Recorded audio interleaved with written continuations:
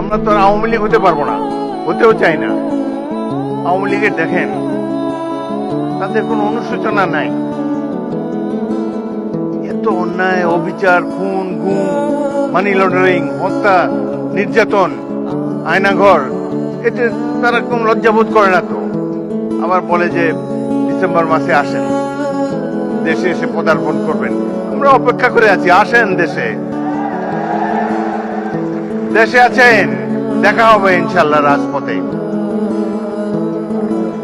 27 বছর বয়সে মুক্তিযুদ্ধ করেছি, এখন 82 বছর বয়সে আরেকটা করব বাংলাদেশের জন্য। বাংলাদেশের জনগণের শাসন, গণতন্ত্র চিরস্থায়ী করে যাব আমরা। রক্ত দিয়েছি এই দেশের জন্য, যুদ্ধে আহত হয়েছিলাম 1971 সালে। এই ধরনের বাংলাদেশ দেখার জন্য নয়।